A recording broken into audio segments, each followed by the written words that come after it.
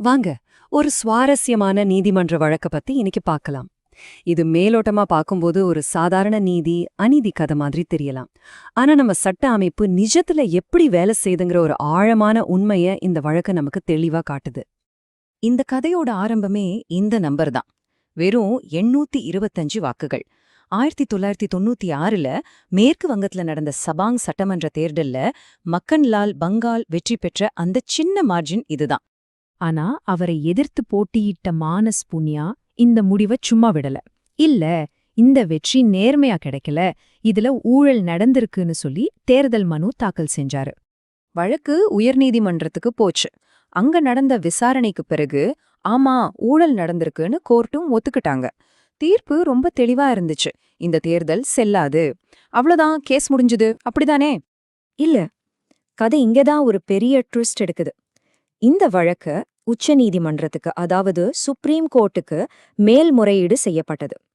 அங்க அதே கேஸ் ஃபைல்ஸ படிச்ச நீதிபதிகள் முற்றிலும் வேற உண்மையில சொல்லணும்னா ஒரு அதிர்ச்சியான முடிவுக்கு வந்தாங்க. பாருங்க, உயர் நீதிமன்றம் கொடுத்த தீர்ப்ப உச்ச நீதிமன்றம் மொத்தமா தூக்கி போட்டுடுச்சு. தேர்தல் செல்லாதுன்னு சொன்ன தீர்ப்பு இப்ப ரத்து செய்யப்பட்டது. ஒரே வழக்கு, ஒரே உண்மைகள், ஆனா தீர்ப்பு மட்டும் நேர் எதிராக இருக்கு. இது எப்படி சாத்தியம்? இப்ப நமக்கு ஒரு கேள்வி வரும் இல்லையா? ஒருவேளை அவங்க ஊழல் பண்ணவே இல்லைன்னு உச்சநீதிமன்றம் சொல்லியிருந்தா பரவாயில்ல. ஆனா அவங்க அப்படி சொல்லல.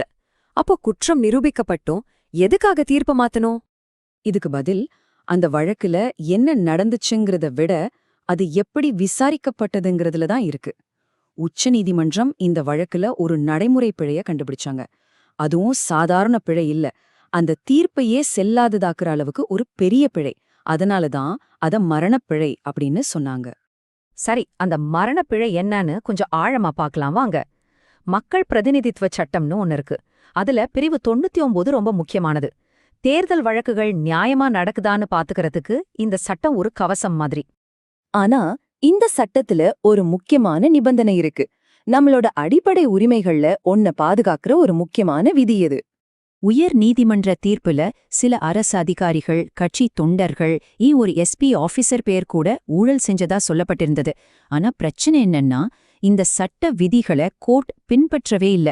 குற்றம் சாட்டப்பட்ட யாருக்குமே நோட்டீஸ் அனுப்பி உங்க மேல இப்படி ஒரு குற்றச்சாட்டு இருக்கு, நீங்க வந்து உங்க தரப்பு நியாயத்தை சொல்லுங்கன்னு ஒரு வாய்ப்பு கொடுக்கவே இல்ல. இது ஏதோ ஒரு சின்ன டெக்னிக்கல் தப்பு கிடையாது. இந்த விதி உலகத்திலேயே ரொம்ப வருஷமா பின்பற்றப்படுற ஒரு முக்கியமான நீதி கொள்கையோட நேரடியா சம்பந்தப்பட்டதுன்னு உச்சநீதிமன்றம் தெளிவா சொல்லுச்சு. சட்டத்துல என்ன சொல்லியிருக்கோ அது நீதிமன்றம் அப்படியே சுட்டிக்காட்டுச்சு. அதாவது, உங்க தரப்ப கேட்காம உங்களை தண்டிக்கவே முடியாது. இதுதான் ஒரு நியாயமான விசாரணையோட அஸ்திவாரம். இந்த கொள்கைக்கு சட்டத்துல ஒரு பேர் இருக்கு, ஆடி அல்டரம் பாட்டம். இது ஒரு லத்தீன் சொற்றொடர். இதுக்கு ரொம்ப எளிமையான அர்த்தம் என்னன்னா, மறுதரப்பையும் கேளுங்கள் என்பதுதான். தப்பு பண்ணதா சொல்லப்படுற ஒவ்வொருத்தருக்கும் கோர்ட்ல நின்னு அவங்க தரப்பு நியாயத்தை சொல்ல உரிமை இருக்கு. சரி, இவ்வளவு முக்கியமான இந்த அடிப்படை விதிய மதிக்காம ஒரு தீர்ப்பு கொடுத்தா அதோட விளைவு என்னவா இருக்கும்? அதுதான் இந்த வழக்கின் போக்கியே மாத்தி அமைச்சது. உச்சநீதிமன்றம் ஜெயிச்சவர் நிரபராதின்னு சொல்லல. அதுக்கு பதிலா வழக்க திரும்ப அனுப்புனாங்க. அதாவது, இந்த தேர்தல் வழக்க முதல்ல இருந்து, ஆனா இந்த தடவை எல்லா சட்ட விதிகளையும் சரியா பின்பற்றி விசாரிங்கன்னு சொல்லி திரும்பவும் உயர்நீதிமன்றத்துக்கே அனுப்பி வச்சாங்க. அப்போ இதுல கவனிக்க வேண்டிய முக்கியமான விஷயம் என்னன்னா, சட்ட போராட்டம் இன்னும் முடியல, அது திரும்பவும் நடக்க போகுது.